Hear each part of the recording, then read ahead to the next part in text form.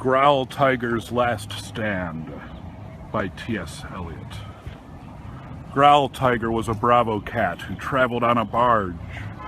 In fact, he was the roughest cat that ever roamed at large.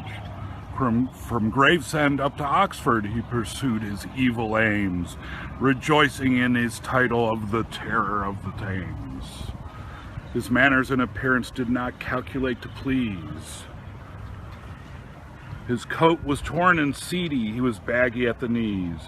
One ear was somewhat missing, no need to tell you why, and he scowled upon a hostile world from one forbidding eye. The cottagers of Rotherhithe knew something of his fame. At Hammersmith and Putney, people shuddered at his name.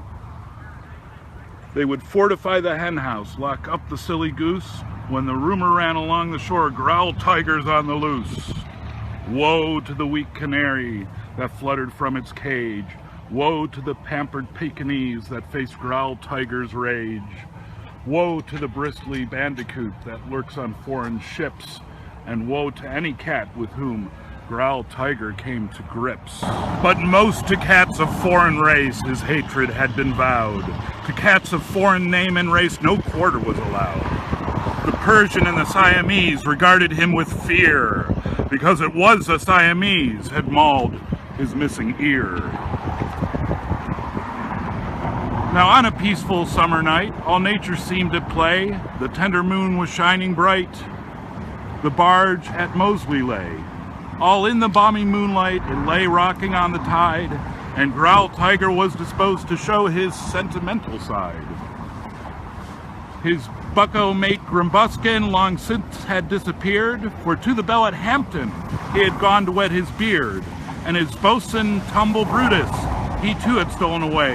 In the yard behind the Lion was prowling for his prey.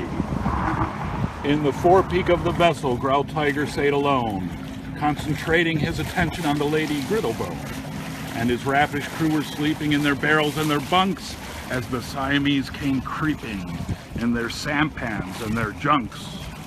Growltiger had no ear or eye for aught but Griddlebone, and the lady seemed enraptured by his manly baritone. Disposed to relaxation and awaiting no surprise, but the moonlight shone reflected from 100 bright blue eyes.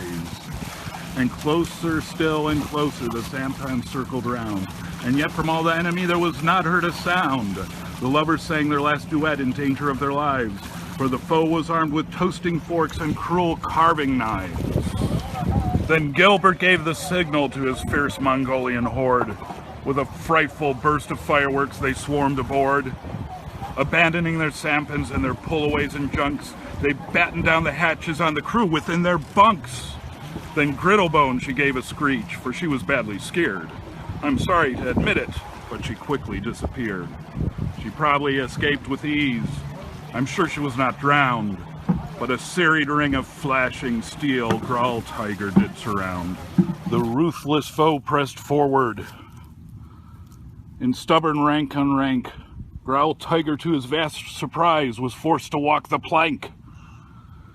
He, who 100 victims had driven to that drop, at the end of all his crimes, was forced to go kerflip, kerflop. Oh, there was joy in Wamping when the news flew through the land. At Maidenhead and Henley there was dancing on the strand. Rats were roasted whole at Brentford and at Victoria Dock, and a day of celebration was commanded in Bangkok.